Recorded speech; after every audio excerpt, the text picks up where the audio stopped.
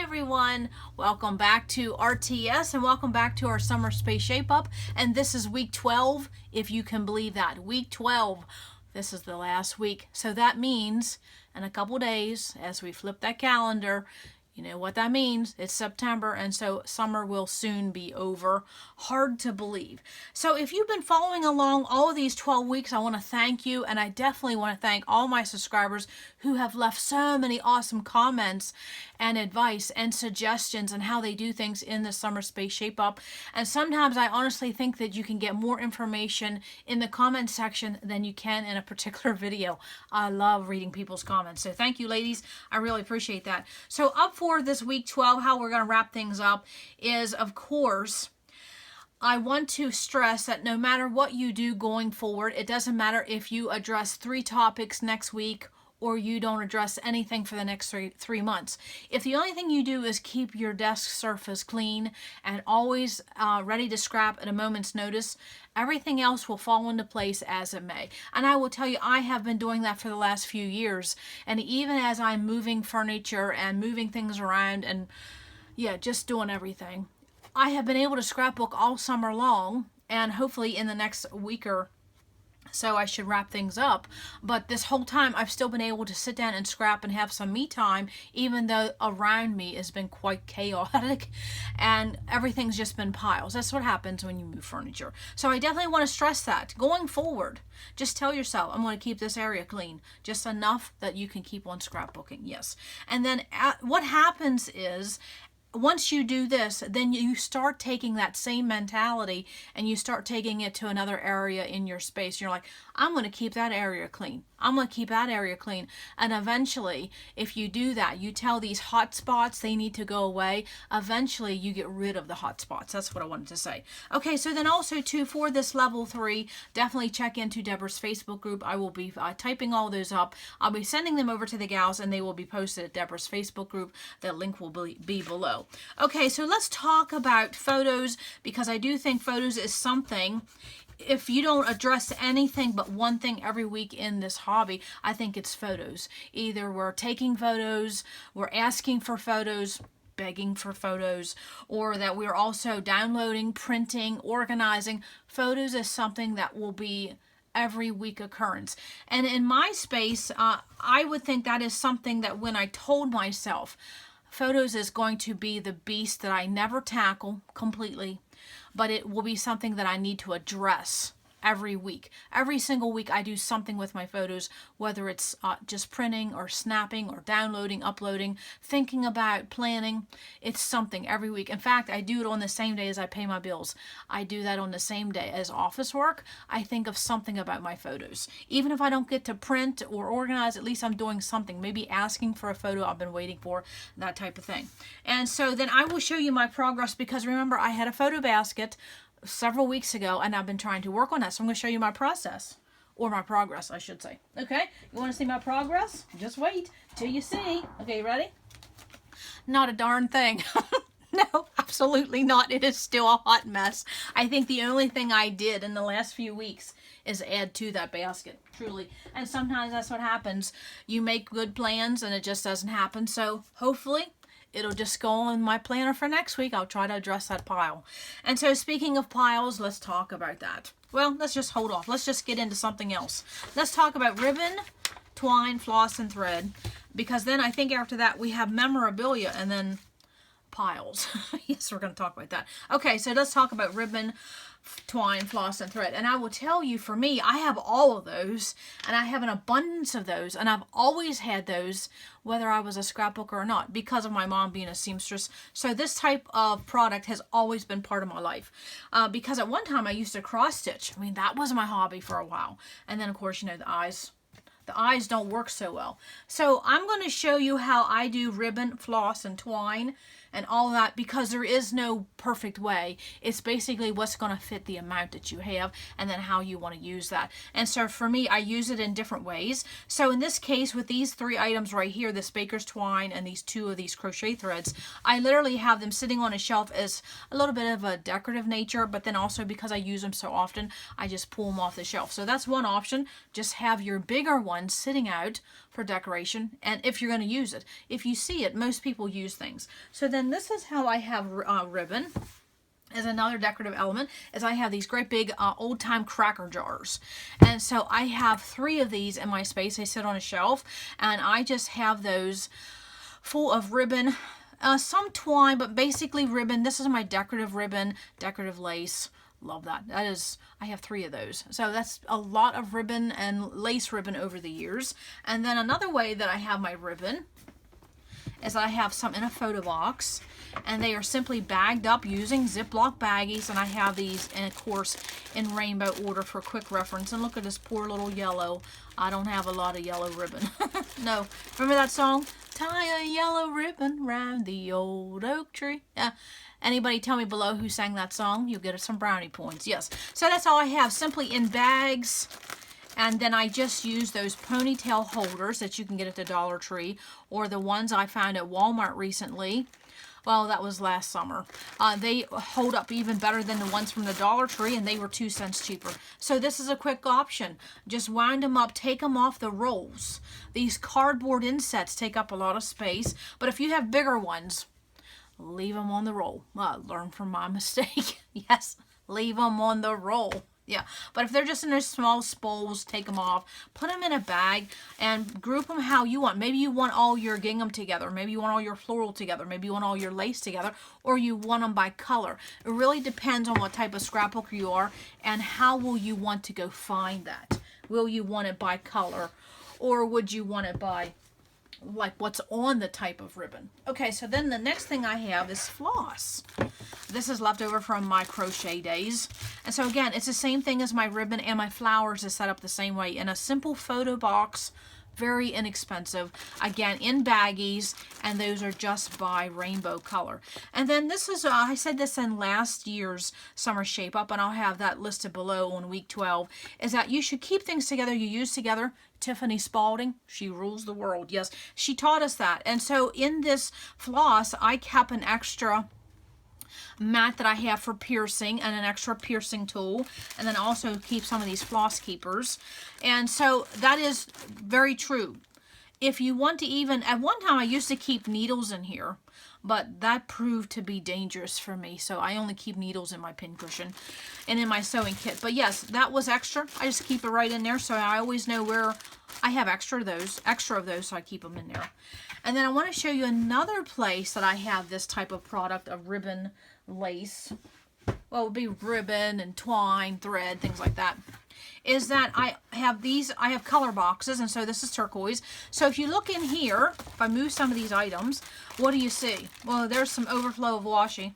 I will always have an overflow of washi. But then I also have some thread in here. I have some twine, more twine. So I even have some that's just by color, some that I use for decorative nature, some that I have sitting on my shelf, and then I have some just by in a box of ribbon, one also of just floss. So I have a little bit of everything going on.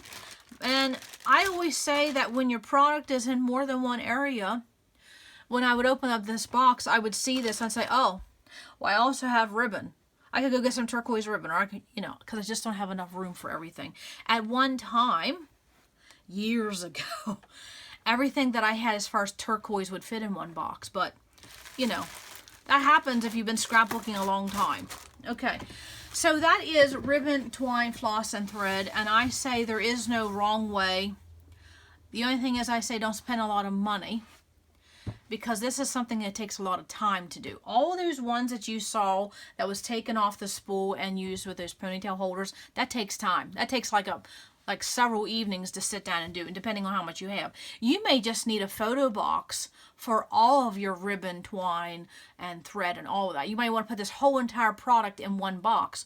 Or you may just want to get one basket or bin, and then you put all of your floss in. Or then you put another one with all of your twine in. Or also, you could definitely have one photo box if you have a lot. You could definitely take a photo box or a container or a bin and say, this is nothing but turquoise twine. This is nothing but turquoise ribbon. It depends. Everybody has a different level. I think card makers tend to have a lot more ribbon than regular scrapbookers because they use it on their cards. And then also too, don't forget, if you're using ribbon for packaging and Happy Mail and things like that, are you going to incorporate that in with your scrapbook supplies? That is exactly what I do.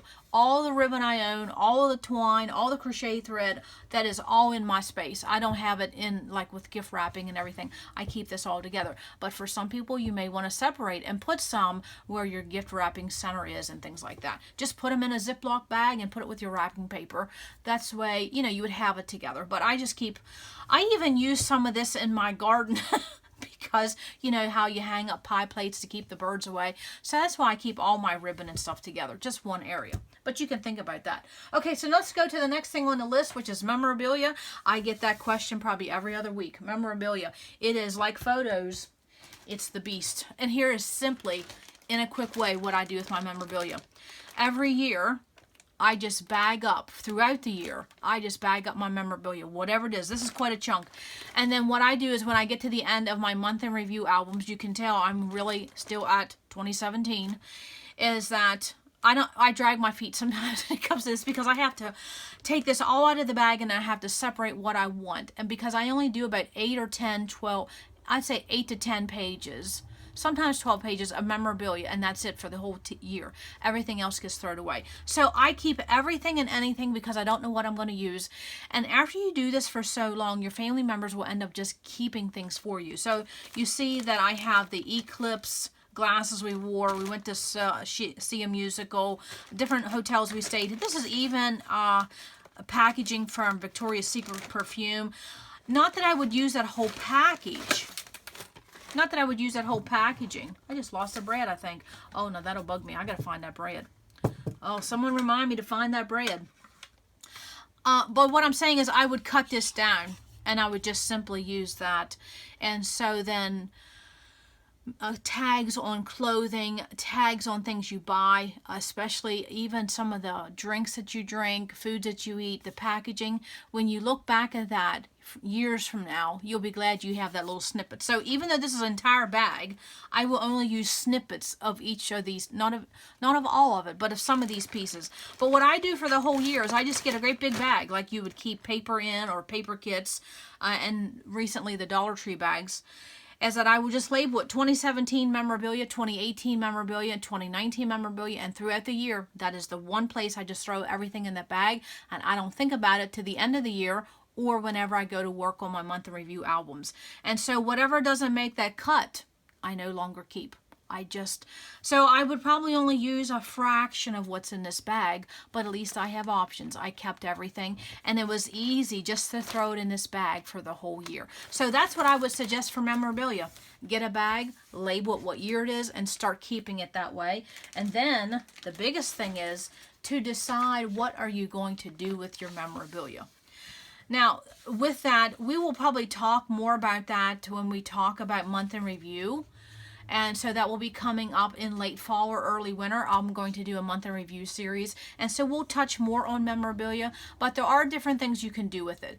You can, if you want to start incorporating it on your pages, you're going to have to move that memorabilia closer to your desk, and you're going to have to organize it as such. And so we'll talk about that coming up. But for right now, I say get a bag, put the year on it, call it good. Now, if you have boxes and bags and bins of previous year's memorabilia, it might come down to you having to address that and sit down and put it by year, or just take a collection of all of that. Maybe because some things may not have a year. So you would say, well, what would I do? I have a whole tote full of memorabilia. So I would say I would start working on that when that gets to be your project. Whenever memorabilia is your project, sit down in front of the TV, perhaps with your family, because some people will want to keep other things and other people would want to throw things away. Memorabilia is subjective, meaning my little one may want to keep something and I'd be like, what do you want that for? You know what I'm saying? So I try to ask everybody before I throw anything away, do you want any of this? And then I would try to pare it down and pare it down and pare it down, and then try to get a smaller tote and a smaller tote and a smaller tote. And then if you don't want to do it by year because you have so much of it from previous years, just get a tote and label it memorabilia. And then every time you address your memorabilia, go with a smaller tote and a smaller tote and a smaller tote, if that works. If not, you could just buy one simple tote, one simple basket, and label it memorabilia and call it good. Do nothing with it other than put it in a tote. And I sometimes wish that's what I would have done years ago, but I will tell you, I am tickled that I forget how many years I've done month in review, but I'm tickled that I have memorabilia for each year in my month in review albums. But I wouldn't stress over memorabilia. If you want to use it on a page, you're going to have to move it closer, and you're going to have to organize it so you remember what you have. Or the second option is, I would say, find a tote, label it memorabilia, and call it good. Every so often, address it. Maybe around the holidays. That's a good time to pull it, something like that. Everybody's home, everybody's sitting around, you have a little bit of downtime, and just go through that memorabilia. And when something doesn't mean as much to you anymore, just purge it and get rid of it. But I would simply just have one family tote of memorabilia, and it works. It works. And I will have my photo series listed below. We talked about memorabilia in that photo series, so you could see a little bit more how I do my lump and bump when it comes to memorabilia. Okay, so now let's talk about piles, because as we do this summer space shape up, I can tell you piles will always be something that is in my life. Now, I will have to tell you, as I've gotten older, I have gotten better at dealing with a pile, because I know piles can really be a hot spot for me, and it can get out of hand really quick if I let it. But then I get aggravated with myself, because then I have to address it. So it's better to not have a hot spot at all. But unfortunately, life is life, and we have hot spots. And let me see if I can have a hot spot. Oh, let me move my iPad here. Okay. And then, yeah, here's a hot spot. Yeah, I have hot spots everywhere, okay? Because, again, I'm still moving things. And so when you come across a hot spot, what I do is I do two things. Either I will set my timer for 15 minutes and address that hot spot, or I tell myself, go in to your space and put away 3 things. And usually that putting away 3 things results in putting more away than 3 things. Sometimes you'll find that when it's dealing with a pile or anything in your space, it's sometimes just getting started is the hardest part. And then with that, ask yourself, why are you creating piles? And a lot of times it comes to that when we go to put something away, we can't put it away easily. And so that's the problem. That's what I have found out for me. And so, of course, I have this saying, access it quickly, store it easily, and use it creatively. And so a lot of times when these piles start piling up, I'm like, okay, what's the problem? It's because I don't have an easy place to put this back. And so then I have to rethink things. Okay, so then let's talk about the last thing that we need to talk about in our summer space shape up is bringing new items into your space. We all love that. And with all the Tuesday morning deals going on, oh, good gravy. I mean, they're stepping up the game. I will tell you, I don't know how some of these online stores are going to handle if Tuesday morning keeps on the momenta that they're doing. Is that the word, momenta? Yeah, they're having a lot. They're in the news a lot. Okay. So what I suggest and what I do is that I have a place just for new items other than paper. My paper gets put away after I'm done feeling it and loving it, but it still gets put away, but it's put in a category that's just new papers, which is just up front and center. No big deal. But then also too, you might want to think about getting a basket or a bin and putting your new items in that and keeping this just for new. And sometimes this works because as things start to get a little old and boring, you can reach for that new stuff. And then, especially if you're on a spending freeze, when you do get something new, you have to rely on that something new to get over that feeling that you need to go buy something every week. We all know what that's like. So I suggest getting a bin or a basket, even a decorative or a pretty one. I have an embellishment bucket bin, and that's where I keep my new embellishments in. Works very well. And I'll have that video listed below too. Okay, so I think I pretty much talked about everything other than 2 things as we wrap up this summer space shape up. Again, level 3 notes will be over at Deborah's Facebook group. You really, really, really must check out Deborah's Facebook group. I can't say enough about how much activity is on there, how much kindness is on there, how much sharing is on there, and then just the overall group itself. It is a closed group, and I am not a Facebook fan, but I would tell you every once in a while I go over and I visit Deborah's Facebook group, and that's saying a lot because I don't do Facebook. It's just a really, really good group. It really is. So there's two things I want you to remember as you go forth in your summer space shape up, is that your hoard becomes bored. And so that means no longer buy things on the intention that you're going to hoard it because it's too good to use it. No, if you truly, truly love it that much, then you truly, truly should use it and get it. Because if you think about it, of all these weeks we've been talking about our summer space shape up, and I have to catch myself when people talk about hoarding, because this is something I ran into years ago. I would keep things and keep things and keep things because it was too good to use for that photo. It was too new to use on that old photo. And so then when I finally got around to it, the inventory felt boring to me. So your hoard truly does become bored. Do not hoard things. Use them. And then with that, only keep the things you love. And so then you're always going to want to use the things that you love. And then also with that, if you think about it, people don't want to use things, they want to hoard it. But then you have to remember that if you use something, you're still hoarding it. It's just that now it's used in a different manner and usually stored in a different room.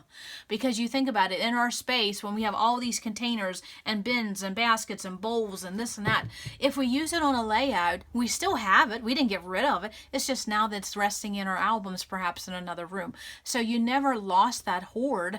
You just use it. So remember, your hoard can become bored if you don't use it. And then the last thing I want to suggest is think before you sink.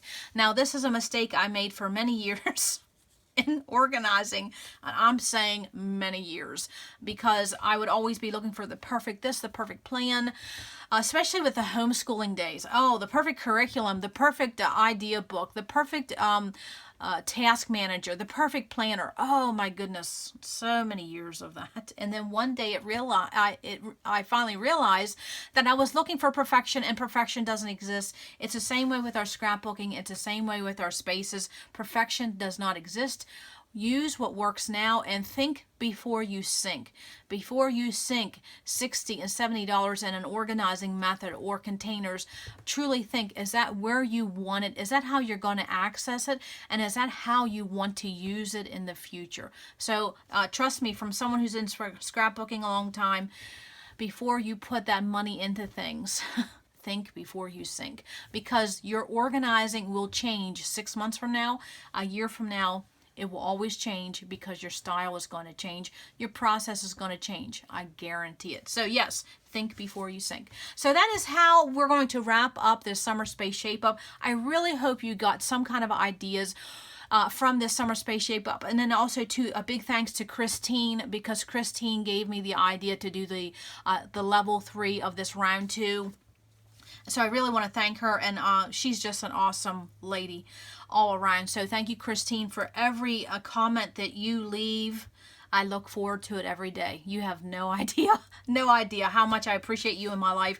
And so I want to thank Christine for giving me the idea to do this round 2, and then also to talk about the level 3, because level 3 is when you really, really think, are you going to use this? Where are you going to use it? How are you going to use it? And what's the most effective manner in affordable nature that you can organize it? So if you have any ideas for organizing in the future, please list that below. I'm always open for ideas and suggestions. And that is going to wrap up our Summer Space Shape Up Week 12. But you know, that's never going to wrap up anything around here. Come back to RTS, because you never know what we're going to do. Bye.